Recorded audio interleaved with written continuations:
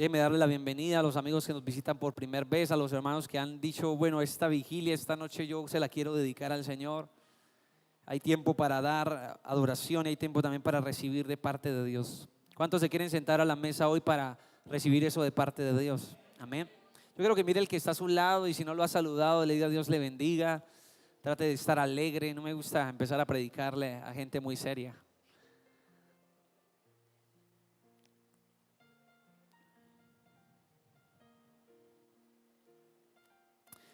Bueno, hoy vamos a tocar una temática titulada De la oscuridad a la luz.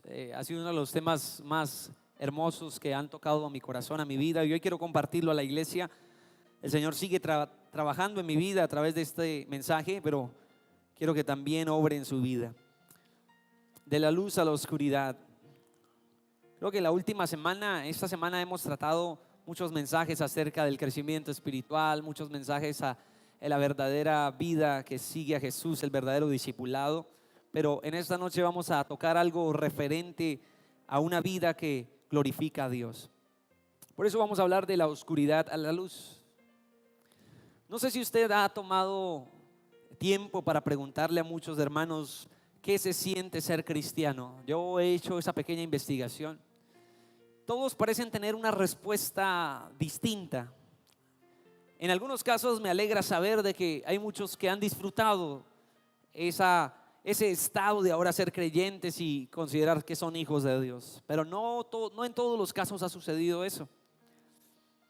Creo que no tengo que mostrarle ejemplos para que usted entienda de que a muchos el evangelio quizás no les ha hecho mucho. No porque el evangelio no tenga poder sobre ellos, sino porque ellos han sido duros para con el evangelio. Déjeme ilustrarlo. Es como si pasa el tiempo y aún las tinieblas se logran apoderar de esa vida. Es como si viejas costumbres ahora hubieran tomado más poder. Es como si si nuestro corazón fuera un continente o fuera una isla. Es como si hubieran aún lugares que no hemos entregado ni cedido al control de Dios. Aún Él no domina toda la extensión de nuestro corazón. Jesús nos llamó a experimentar una libertad que el mundo no puede dar. ¿Cuántos dan gloria al Señor? Hay gente que podría decirme, yo tengo libertad para pecar, mire lo que hago, y a mí nadie me dice lo que tengo que hacer. Yo no estoy ahí en una iglesia, yo no estoy ahí siguiendo a personas que me dicen la manera en que tengo que actuar. Yo soy libre. Y hay gente en el mundo que podría considerar un tipo de libertad, pero la mejor manera que encuentro para describir la libertad que el mundo da, este libertinaje que te desvía de la voluntad de Dios, es como cuando hay un cerdo en una cochera que se alimenta y se revuelca en el lodo, pero que tarde o temprano le llegará su domingo, es decir, la hora en que lo van a chasquear. Usted podría entrar a un buen restaurante y sentirse libre para pedir lo que quiera, pero llegará el momento donde ¿qué? Ya tu chequera no es tan libre, ya no es tu billetera tan libre para cancelar la cuenta. La libertad que da el mundo no es realmente una libertad de la libertad que habló Cristo. La libertad que habló Cristo es la libertad del pecado, es la libertad de la maldición. ¿Alguien puede decir conmigo amén en esta noche? Pero parece ser que no todos experimentan este tipo de libertad. El apóstol Pablo decía en el capítulo 7 de Romanos: miserable de mí, ¿quién me podrá librar de este cuerpo de muerte? Aún seguimos luchando y batallando contra pensamientos que no agradan a Dios. Aún seguimos luchando. Pero déjeme decirle que yo no estoy hablando de que somos libres de la lucha. Estoy hablando de que somos libres del pecado. La lucha no termina. Cristo ganó una victoria que usted y yo tenemos que reclamar a diario. Por eso el Señor Jesús dijo: tomen su cruz y síganme. Nadie ha dicho que esta cruz es bastante sencilla o leve de sobrellevar. La palabra de Dios dice que Él nos ha puesto sobre nosotros esa cruz donde habrán días difíciles. Él dijo: vendrán días de aflicción, pero no temáis, yo estaré con vosotros. No somos libres de la lucha espiritual que tenemos contra el pecado. No somos libres de ello.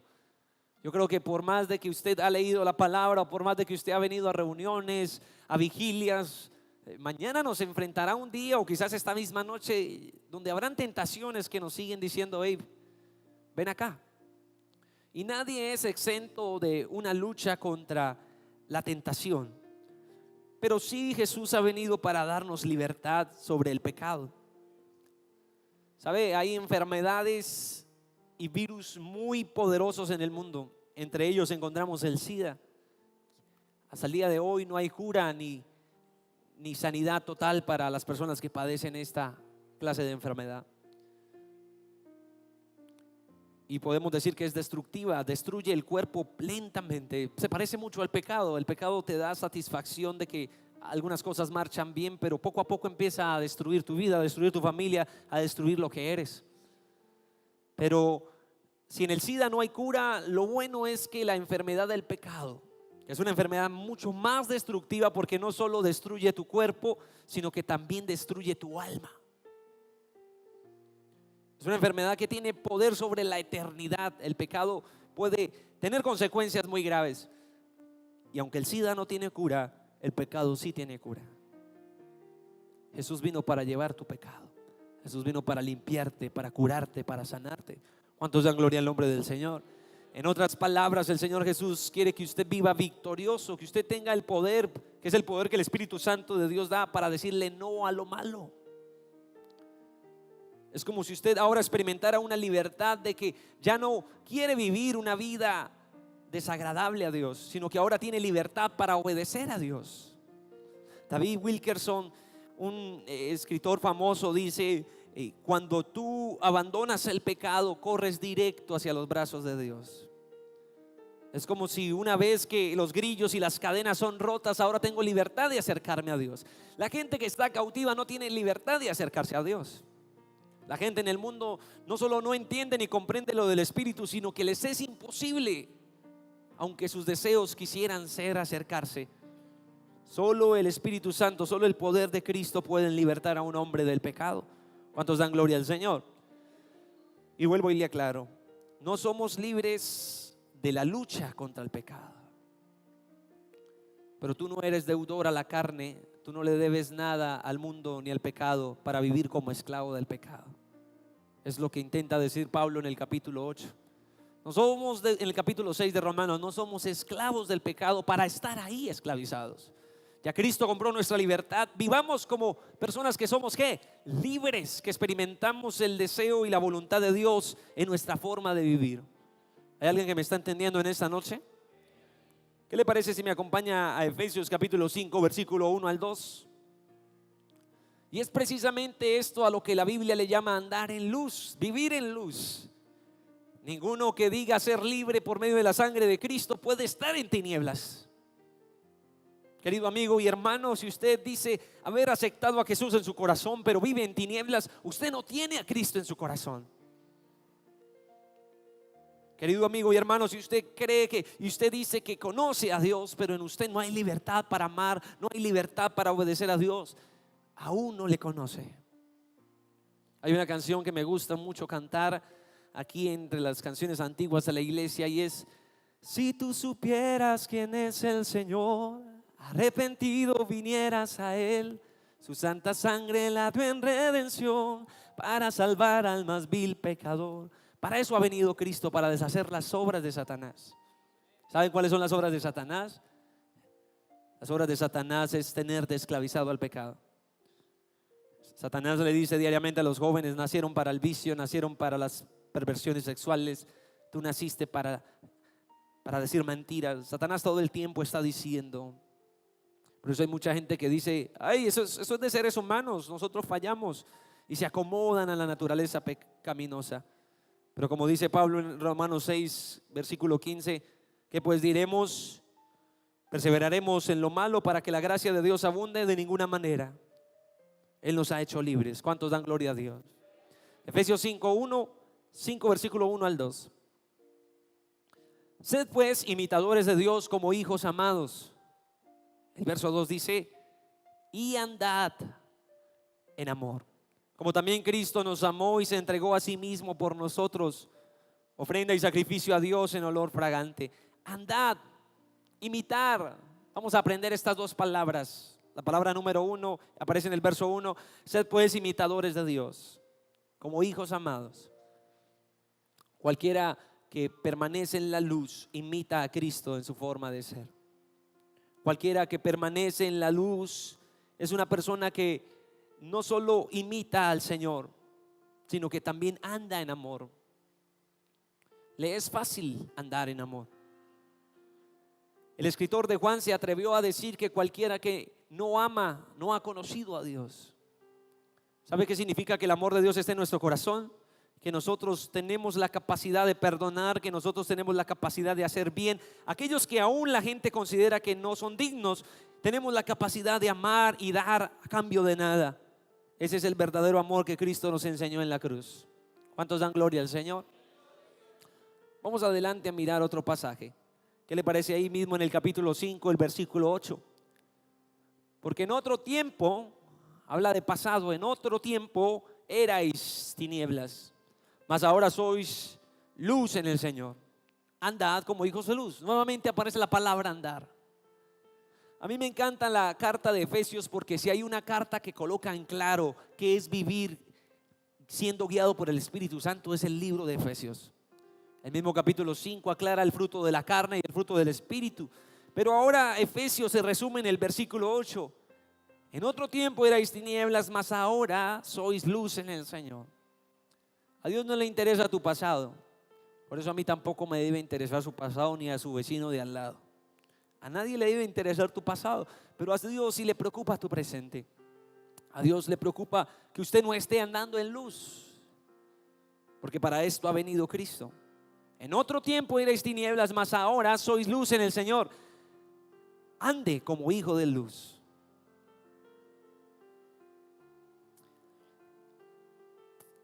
En uno de los cantos, el señor George Herbert, este dulce poeta y sociólogo estadounidense, quien además era filósofo, en el año 1931 dijo: hay dos cosas vastas y espaciosas que aún no se terminan de estudiar, y estas son la idea del pecado y el amor. El pecado es tan profundo, el pecado tiene tanto poder sobre aquel corazón que abre sus puertas a él, que puede corromper y corroer lo más interno y profundo del hombre, aún lo más profundo del pensamiento. Y también la idea del amor es lo más grande, que aún cuando pensamos en el amor de Dios no alcanzamos a dimensionar hasta qué punto Dios nos ama. ¿Cuántos dan gloria al nombre del Señor? Y en base a estas dos palabras quisiera desarrollar este mensaje bíblico: de la oscuridad a la luz. El pecado, la oscuridad, la luz, el amor. Y Cristo mismo es presentado como la luz verdadera que ilumina la vida de los creyentes. No tenemos luz propia. Es Cristo en nosotros quien ilumina nuestra vida. Es Cristo el artífice de nuestra salvación, pero es Cristo quien da testimonio a través de nuestra vida hacia los demás. Pablo decía: ya no vivo yo, no soy yo, ni es mi propia voluntad, es ahora Cristo. ¿En dónde? En mí.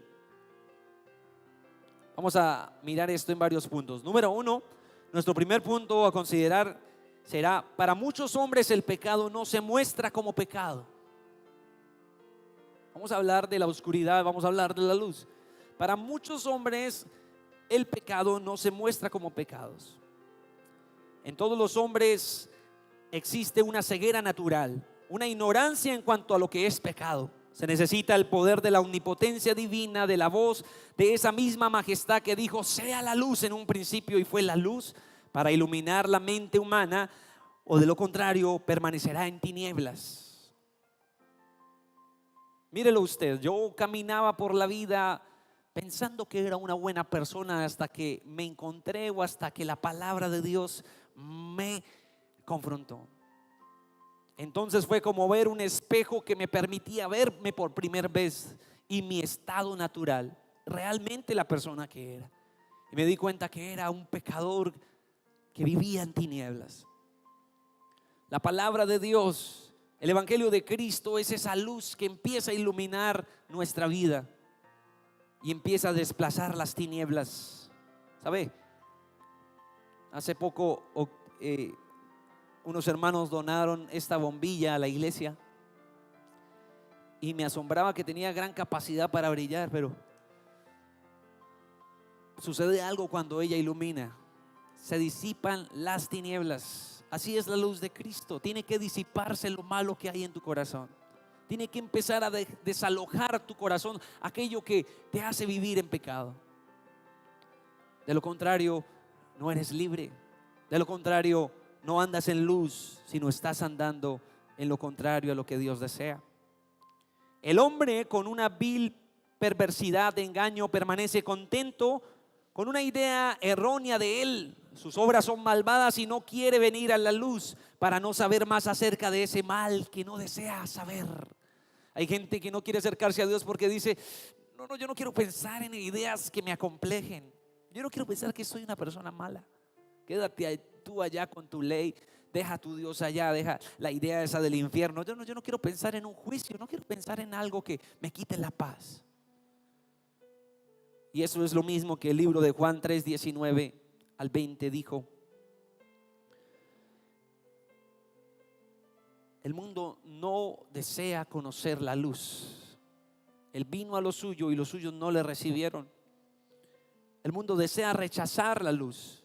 Y esta es la condenación. Vamos a leer Juan 3:19 al 20. Y esta es la condenación. En esto consiste el juicio de Dios. Amigo y hermano, usted que ha sido impactado por la palabra que le está diciendo: arrepiéntete, escúchalo. Esta es la condenación, que la luz vino al mundo y los hombres amaron más las tinieblas. ¿Se da cuenta usted? Usted está empezando a comprender la naturaleza humana. El amor hacia las tinieblas, el amor hacia lo malo. Esta es la condenación. Los hombres amaron más las tinieblas que la luz, porque sus obras eran. ¿Por qué se sabe que un hombre ama más las tinieblas que la luz? Por sus obras. Dime a quién sirves, dime lo que haces y yo te diré a quién amas. Es de la misma manera que Dios puede encontrar si tu vida verdaderamente le ama o le sigue, o si es todo lo contrario. Ninguno que diga amar al Señor permanece lejos de su voluntad. Porque las obras del hombre que ama más las tinieblas que la luz son obras malas. ¿Quién define lo malo y lo bueno? Tú ni yo tenemos ese poder. Ni siquiera los gobiernos que pasan sobre nuestros territorios. Lo que define lo bueno y lo malo es la ley de Dios.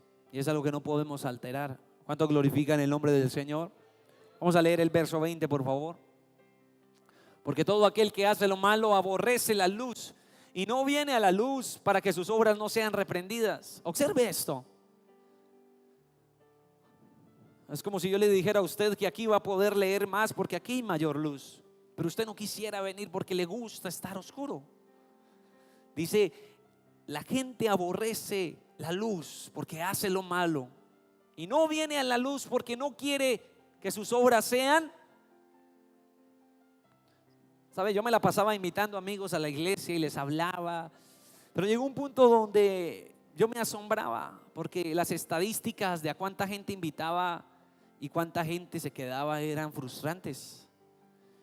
Yo empecé a pensar y dije: Señor, ¿será que estoy trabajando en vano? ¿Algo malo sucede conmigo? ¿Por qué la gente no quiere buscar de Dios? ¿Por qué mis amigos a veces visitan la iglesia pero no quieren realmente vivir una vida de arrepentimiento? ¿Por qué no quieren dejar que tu palabra empiece a gobernar sus corazones? ¿Qué es lo que sucede? ¿Será que es mi forma de predicar? ¿Será que es la iglesia? ¿Será que porque es viejita la casa de pronto no les agrada o qué sé yo? Y empecé a formularme razones por las cuales quizás muchos no se afirmaban en el evangelio. Pero cuando yo leí Juan capítulo 3 me di cuenta de que mucha gente no quiere acercarse a la luz porque no quiere saber que realmente está apartada de Dios. No quieren que la palabra de Dios ilumine su corazón. ¿Cuál es el caso de nosotros? Nos escondemos de Dios. Cuando Él quiere iluminar a nuestras vidas, nos escondemos de Él.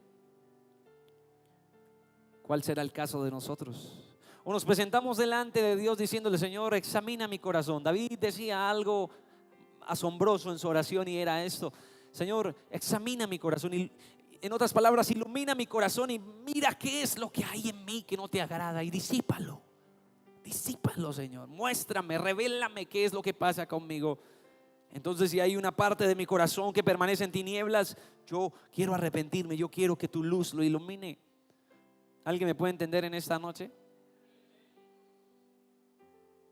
En una gran medida nuestra incapacidad de ver el pecado como pecado surge de la suma de falsedad de este mundo, de las falsedades que este mundo nos ofrece como si no fuesen pecado. Hay gente cristiana que hoy mismo se pregunta: ¿será que el adulterio es malo? ¿Será que, bueno, si todo el mundo dice mentiras, ¿será que yo me perdería si digo mentiras? Aún hay gente que duda entre lo que Dios aborrece y lo que el mundo está dando licencia para deliberadamente hacer. Y esto sucede porque amamos más el pecado que la luz. Escúcheme bien: si usted amara la luz tanto como el Señor desea, empezaríamos a estudiar esta palabra, empezaríamos a estudiar la Biblia y a decirle: Señor, ¿qué es lo que pasa? Enséñame hoy. Y yo creo que no es fácil. He oído a mi papá decirle a la iglesia: yo no sé usted cómo se aguanta estar acá. ¿Sí han escuchado al pastor Pablo decir eso? Y a veces puede sonar: este pastor es como dramático, ¿verdad? Pero tiene razón. Cualquiera que soporta escuchar esta palabra que ilumina su vida es alguien que está dispuesto a que sus tinieblas desaparezcan. Una vez, invitando a unos jóvenes a la iglesia, les dije: ¿sabe qué es lo peor que puede pasar si usted se entrega a Cristo? Lo peor que puede pasar es que usted abandone su vida de pecado. Eso es lo que usted puede perder. Usted puede perder mucho, puede perder su vida de pecado, pero va a recibir una nueva vida en Cristo Jesús. ¿Cuánto glorifican al Señor? El pecado asume las formas más brillantes de la misma manera que Satanás se viste como ángel de luz. ¿Cuántos de ustedes han visto documentales de hombres muy perversos en el mundo? ¿Cómo es que se llama este alias Popeye? O tantos hombres. Yo creo que para Colombia no es un secreto conocer biografías de personajes que han hecho grandes cantidades de homicidios y genocidios. ¿Sabe? Viendo entrevistas con ellos, algunos de ellos se muestran tan naturalmente oscuros que son incapaces de reconocer que le han hecho un mal a otros. En otras palabras, alguien les convenció, y me temo que es Satanás y su propio corazón lleno de tinieblas, que les convenció de que no están haciendo ningún mal. La mayoría de ellos reconocen: esto es una causa justa, es por la libertad de nuestra patria. La mayoría de gente se convence de que lo malo que hace no es tan malo. Y esto creo que, me temo que tiene que ver con la realidad de que Satanás se muestra brillante como ángel de luz para hacernos parecer de que estamos haciendo las cosas bien. Jeremías 17, versículo 9, por favor, acompáñenme. Engañoso es el corazón más que todas las cosas y perverso. ¿Sabe cómo es el corazón natural de un hombre que no ha recibido a Cristo? Es engañoso y es perverso. Del mismo corazón nacen las iniquidades, las concupiscencias. Del mismo corazón salen los deseos naturales.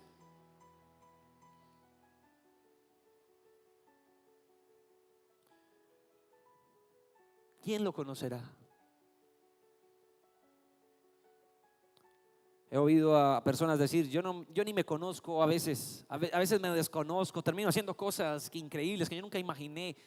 Hoy hay gente en la cárcel que dice: yo nunca me imaginé que los celos me fueran a llevar a matar a mi esposa, a matar a varias personas. Hoy hay gente que a sí mismo se desconoce. Pero la Biblia dice en Jeremías: engañoso es el corazón más que todas las cosas. Nuestro corazón a veces nos convence de que estamos haciendo las cosas bien, pero solo hay una manera de saber si estás viviendo una vida en tinieblas o en luz. Y lo único que revela esas tinieblas, lo único que delata lo malo que estamos haciendo, es la palabra de Dios. Por eso la misma escritura dice acerca de sí misma, dice: ella es como lumbrera a nuestro camino. Esa lumbrera que ilumina nuestra manera de caminar. ¿Estamos andando por el camino angosto que lleva a la puerta estrecha? ¿O estamos andando por un camino espacioso? Nos sentimos tan tranquilos con nuestra forma de vida que me temo que no hemos percatado que estamos andando en tinieblas. ¿Sabe? El que anda en tinieblas, ¿por algún momento usted ha caminado a oscuras o no? El que camina en tinieblas simplemente camina y no le importa lo que haya porque no sabe lo que hay. La persona que anda en tinieblas simplemente camina por la corriente de este mundo, es llevado por las tinieblas. Pero el que camina en luz sabe por dónde camina y sabe a dónde va.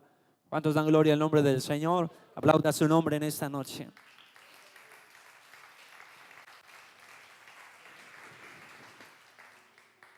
¿Cuántas veces nos ha parecido que tenemos un sentir en nuestro corazón que es lo correcto? A veces para tomar una decisión en un negocio, a veces para tomar la decisión en una relación. Pero mi pregunta es, ¿ese sentir nunca se ha equivocado?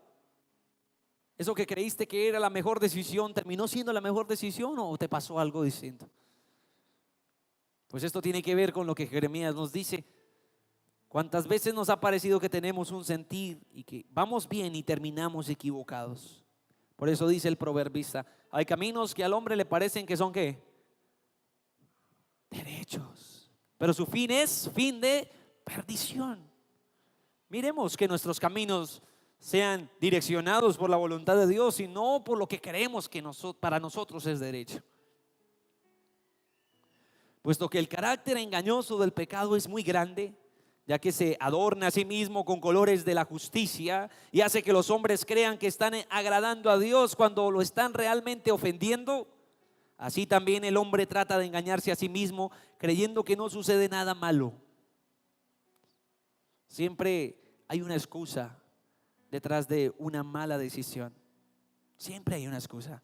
Adán y Eva tuvieron una buena excusa. Lo primero que se le vino a Adán fue ¿qué? Eva. Y lo primero que se le vino a Eva fue la serpiente.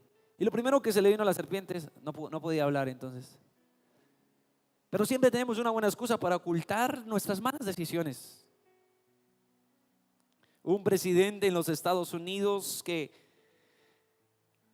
salió de manera pública y había cometido malas decisiones en su gobierno y le dijo a su país: les pido disculpas por tal y tales motivos. Es más fácil pedir disculpas porque para mí las disculpas son una excusa, pero es difícil pedir ¿qué? Perdón, porque perdón es reconocer que fallamos. ¿Alguien me entiende en esta noche? En otras palabras, siempre tenemos una excusa para tratar de aliviar las cosas. Esté atento a la siguiente cita que voy a leer del libro La conciencia cristiana del doctor Sproul. A propósito, el doctor Sproul murió el año pasado a finales de diciembre. Lamentamos que este hombre lleno de Dios y el conocimiento de la palabra se haya ido, pero nos dejó grandes literaturas cristianas. Voy a leerle una cita aquí. Piensa en esta realidad en tu vida, en los ideales que tenías cuando eras niño, cuando considerabas las punzadas de la conciencia que pudieron haber invadido tu vida, cuando experimentaste por primera vez ciertas cosas que sabían que eras malas. Estabas abrumado y alterado, quizás incluso te enfermaste físicamente cuando empezabas a probar lo que era malo. Pero el poder del pecado puede corroer la conciencia al punto de convertirla en una voz ahogada en los rincones más profundos de tu alma. A consecuencia de esto, nuestra conciencia se torna dura e insensible, condena lo bueno y excusa lo malo. Fin de la cita. Lo que el doctor Sproul dice es: recuerda cuando pecábamos por primera vez. Era terrible la idea de saber que le habíamos fallado a Dios. Pero ha pasado el tiempo y ya no es tan terrible. ¿Sabe por qué ya no es tan terrible? Porque nuestra propia conciencia ha sido corroída por el pecado.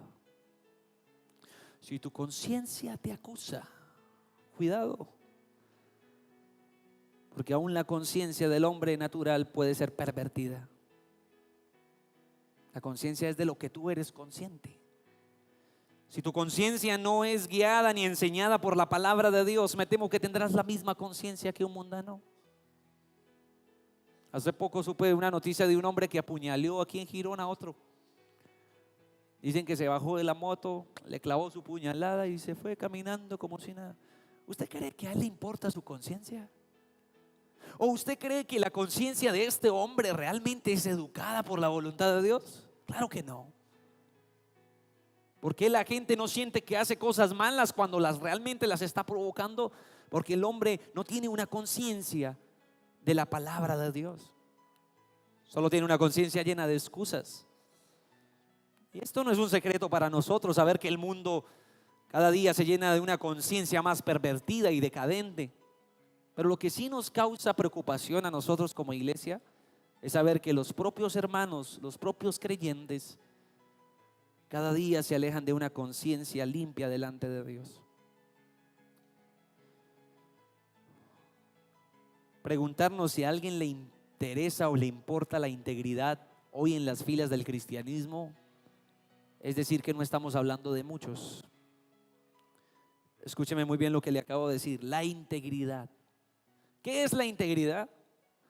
La integridad es andar en luz en cualquier lado. La integridad no es, a veces me meto en un rincón, que nadie me vea, pauso a Dios un momentito y luego salgo. No, la integridad es permanecer ¿en qué? En luz todo el tiempo. El hombre íntegro, Primera de Crónicas dice, el corazón perfecto, el hombre íntegro para con Dios.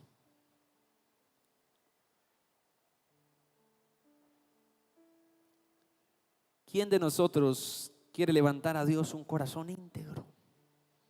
Es lo que Dios le pregunta a la iglesia. La iglesia puede estar preocupada en comprar edificios, la iglesia puede estar preocupada en tener los mejores ministros de alabanza, en tener los mejores ministros de predicación, pero ¿hay alguien en la iglesia que se preocupe por tener una vida de integridad y santidad para Dios? ¿Sabes? Yo me atrevo a asegurar que Dios prefiere perder un adorador, prefiere perder un pastor, prefiere perder una iglesia con un gran edificio, pero el Señor no desea que nadie se pierda realmente. Él no quiere que la santidad de la iglesia se pierda. Él no quiere que la integridad de aquellos que confiesan su nombre se disipe en las tinieblas. Razón tiene Apocalipsis al decir que Él viene por una novia pura. Las vestiduras de la iglesia deben ser ¿qué? Puras, sin mancha alguna. ¿Cuántos glorifican el nombre del Señor? Entonces el pecado en realidad es el estado de estar en desobediencia con la voluntad de Dios. ¿Quieres saber qué es qué es tinieblas, qué es pecado? Es desobedecer a Dios. Hay gente que hasta el día de hoy ha estado en guerra con Dios. ¿Qué significa estar en guerra con Dios? Que no estamos haciendo las paces con Dios. Sabemos que algo anda mal, pero nos hemos acostumbrado a andar con algo mal. Andamos en guerra contra el corazón de Dios. Entonces el pecado en realidad es el estado de estar en desobediencia con Dios. Hablemos de obediencia y desobediencia. Obedecemos al Señor, tenga la seguridad que usted está en luz, pero estamos en desobediencia con Dios, estamos en tinieblas. Es algo tan sencillo de entender como esto. Imagínese que la muerte llega por usted. No le va a preguntar cuándo viene, pero llega. Si la muerte lo sorprende a usted, el Señor espera que usted esté en luz. Porque si usted es sorprendido en tinieblas, ¿qué pasará? Entonces le podemos decir al Señor: Señor, en tu nombre sanábamos enfermos, en tu nombre predicábamos. Pero el Señor dirá: pero andas en tinieblas, no estás en luz, no te veo, no hay a quien salvar. Yo lo único que veo es tinieblas. No se trata de lo que tú crees que es pecado o lo que yo creo que es pecado. La Biblia describe una ley ética y moral para los hombres que desean seguir a Cristo. Existe un marco ético que nadie puede pasar por alto. ¿Cuántos glorifican al Señor? Aplauda su nombre en esta noche.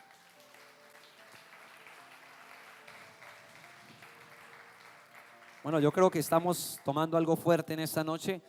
Vamos a ponernos en pie un segundito. Como está bien fuerte este mensaje, no quiero que le caiga demasiado pesado.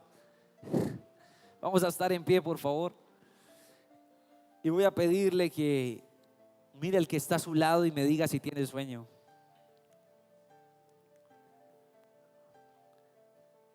Bueno, entonces vamos a mover los brazos hacia los lados, a ver, haga un estiramiento. Los que son bajitos aprovechen, díganle al Señor 1 centímetro más, Señor.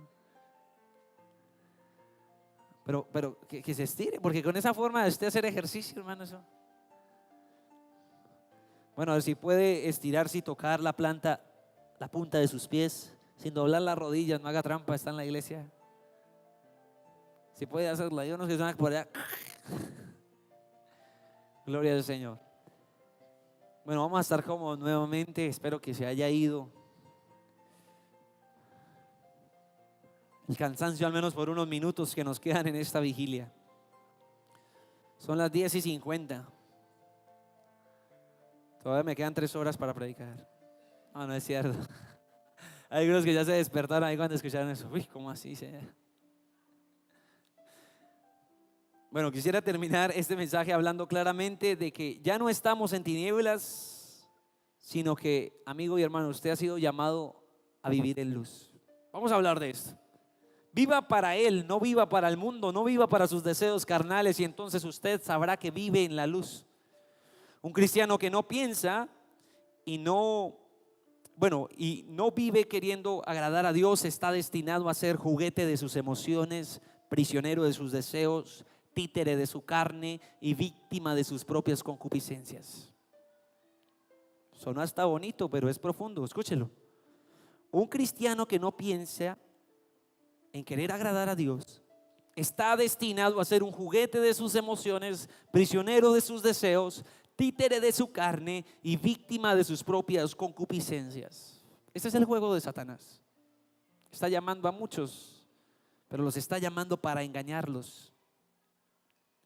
Un día sí, un día no. Un día tenemos pasión por Dios, pero repentinamente ahora ya no queremos. Y nos hacemos peor que rebeldes o peor que incrédulos. ¿Ha conocido usted a alguien que se congrega, pero que es peor que un incrédulo? Yo conozco. Y para mí es muy triste. Es muy triste. A veces creo que es más fácil predicarle a un incrédulo que predicarle a alguien que ha endurecido su corazón y que está engañado por Satanás. Romanos 8:12-16, por favor.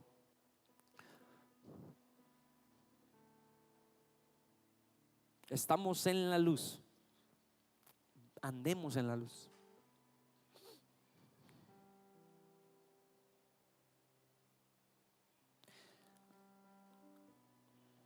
¿Alguien tiene una versión actual de este pasaje que vamos a leer? Romanos 8:12.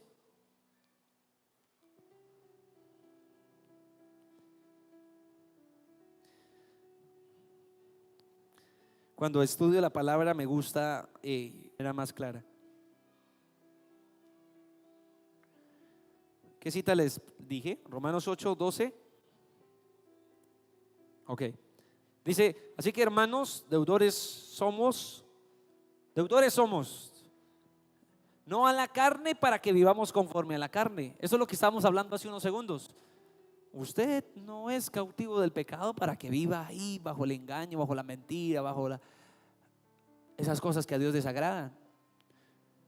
Deudores somos no para que vivamos conforme a la carne, porque si vivís conforme a la carne, moriréis. Mas si por el Espíritu hacéis morir las obras de la carne, viviréis. Vea que esto ya no se trata de en qué iglesia usted se sienta. Esto ahora se trata de para quién usted vive.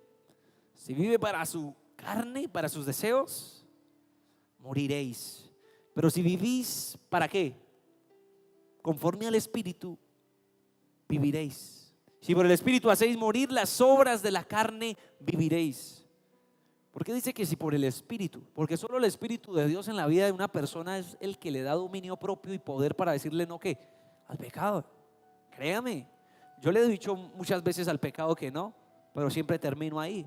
Pero cuando busco de Dios, mi vida se llena de ¿qué? De fortaleza para decirle ¿qué? no al pecado.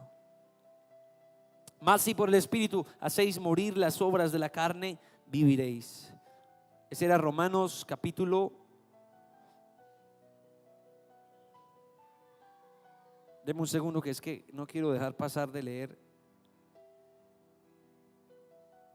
Romanos capítulo 8, versículo. Bueno, ya lo tengo. Romanos 8, 12 al 16. Por eso, hermanos, ya no estamos obligados a vivir de acuerdo con nuestros propios deseos. Si ustedes viven de acuerdo a esos deseos, morirán para siempre. Pero si por medio del Espíritu Santo ponen fin a esos malos deseos, tendrán vida eterna. ¿No le parece a usted esto especial? Yo creo que esa es la esencia de andar en luz. No estamos obligados. A usted le puede parecer natural y normal tener malos deseos en su corazón, en su mente. A usted le puede parecer normal y natural decir mentiras. A usted le puede parecer normal vea, hay parejas hasta de matrimonios que dicen: nosotros vemos pornografía para poder tener relaciones sexuales con mi esposa. Nosotros, bueno, yo engaño a mi esposa y ella también me engaña, porque esto debe suceder para que el matrimonio se haga más fuerte. Yo dejo que mi hijo vaya a prostíbulos para que cuando se case sea un hombre maduro. Bueno, yo creo que usted entienda que para el hombre esto es natural. Hace poquito leí en una revista de educación para Colombia que se iba a incluir en la educación de los colombianos que hubieran cuartos y lugares para que los niños exploraran su cuerpo, pero la educación proveyéndole material pornográfico. ¿Cómo le parece eso a usted? Porque es un proceso, dicen los psicólogos que no tienen a Cristo, dicen, es un proceso natural. Déjelo que experimente su ¿qué? Su etapa. Déjelo que queme su etapa. Bueno, el hombre puede pensar de manera natural que el pecado es normal. Pero como dice Pablo en Romanos 8:12, no somos deudores a la carne. Y como decía la versión actual, no somos obligados a vivir bajo estos deseos. ¿Cuánto glorifican el nombre del Señor? Aplauda su nombre.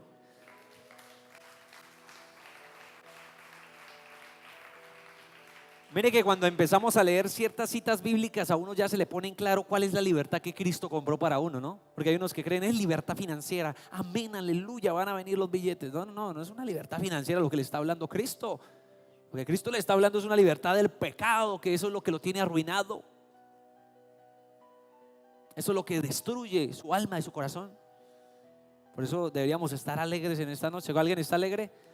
Bueno, cuénteselo a su cara y mire al que está a su lado y dígale: estoy alegre.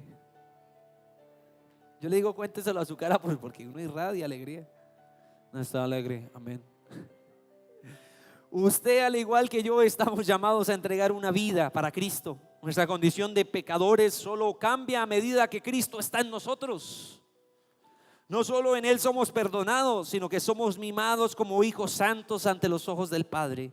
Si usted no permanece en Cristo, solo se engaña creyendo que es cristiano.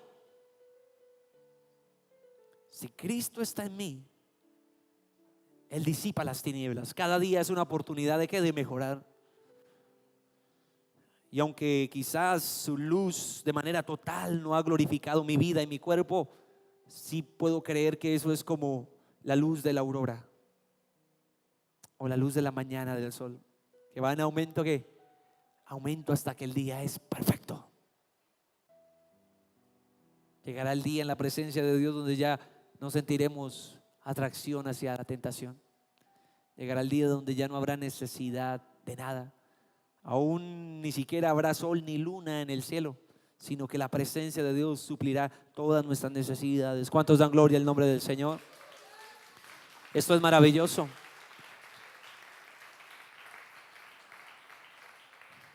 Dios es luz. Este es el mensaje que hemos oído de Él y os anunciamos. Dios es luz y no hay tinieblas en Él. Si decimos que tenemos comunión con Él y andamos en tinieblas, mentimos y no practicamos la verdad. Pero si andamos en luz como Él está en luz, tenemos comunión los unos con los otros. La sangre de su Hijo nos limpia de todo pecado. Y si decimos que no tenemos pecado, nos engañamos a nosotros mismos y la verdad no está en nosotros. Si confesamos nuestros pecados, escúchelo, Él es fiel y justo para perdonarnos y nuestros pecados y limpiarnos de toda maldad. Pero si decimos que no hemos pecado, le hacemos a Él mentiroso y su palabra no está en nosotros. En otras palabras, si usted cree que no hay tinieblas en su corazón, se hace mentiroso. Todos los días el mundo intenta contaminar nuestro corazón. Por eso dice, Él es fiel y justo cuando confesamos nuestros pecados y nos apartamos. Terminemos con el pasaje bíblico de Efesios capítulo 5, versículo 8. Efesios capítulo 5, versículo 8.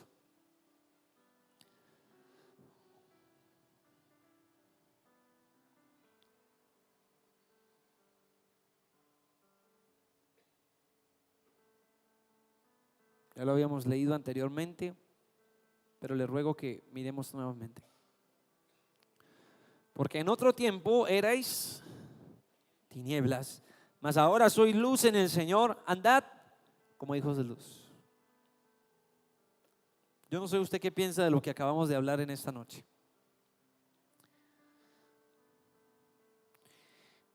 En una ocasión que prediqué este mensaje, yo le decía a la iglesia, John Dalton fue un hombre que descubrió la enfermedad del daltonismo, porque él mismo la sufría, donde veía solo dos tipos de colores, no podía ver otros colores, tenía un daltonismo agudo. Y yo le contaba a la iglesia, ¿se imagina lo difícil que es llevar la vida viendo solo a dos colores?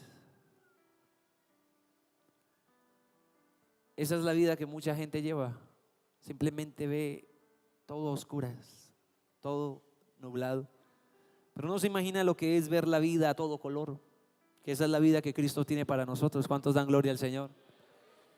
Y aunque para Dalton fue difícil eso, yo a veces digo, hay gente en la iglesia que sufre daltonismo espiritual, no logra discernir entre lo bueno y lo malo.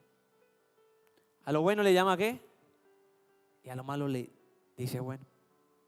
Entonces, iglesia, yo creo que la palabra de hoy nos incita a todos a que Cristo quiere una iglesia que está en la luz.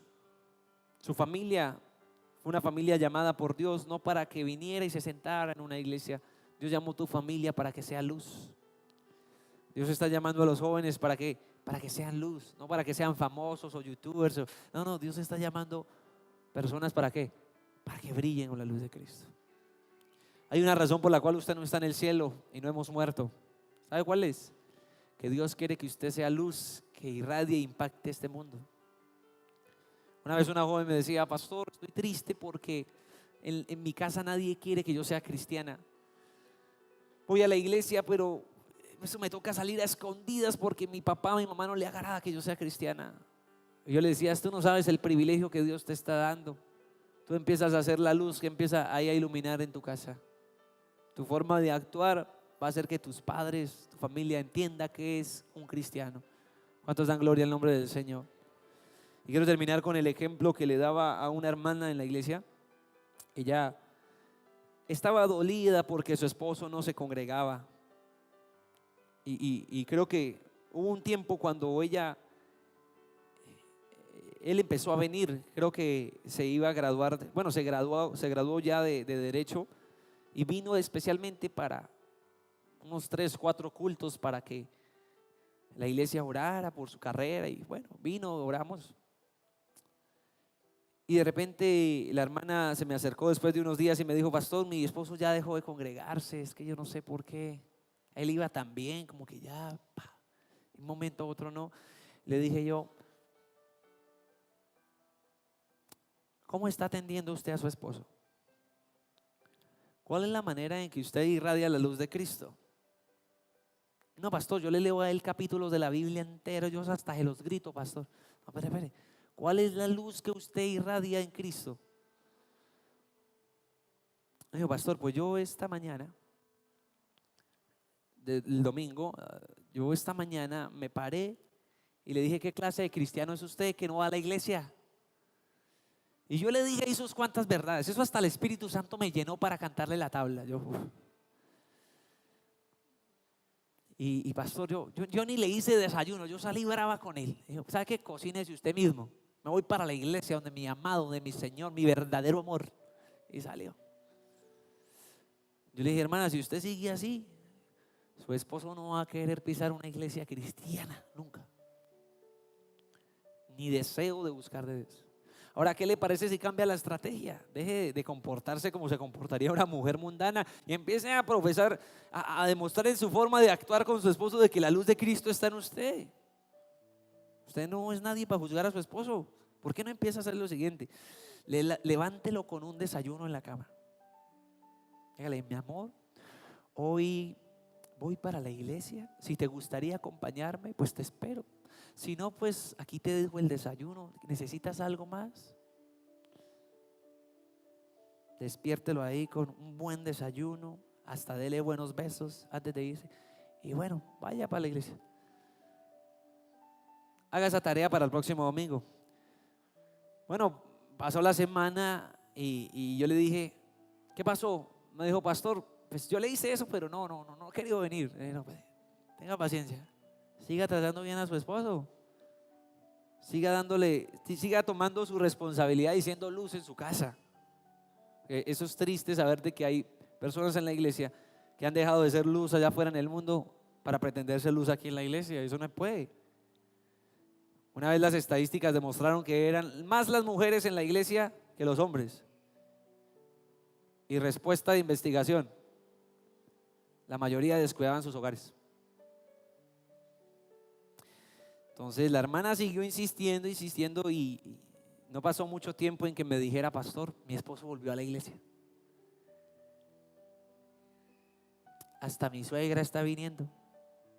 Entonces lo que pasa cuando nos dejamos guiar por el Espíritu Santo y menos por nuestras emociones, ¿sí me hago entender? Y siendo luz, otros podrán ser iluminados. El problema es que la luz de Cristo no está iluminando ni a nosotros ni a otros. Y eso pasa cuando no nos estamos dejando guiar por Dios. Entonces espero que esta palabra en esta noche haya traído bendición a usted. Dios nos diseñó, nos creó para vivir en su luz. Coloquémonos de pie, por favor, y démosle gracias al Señor.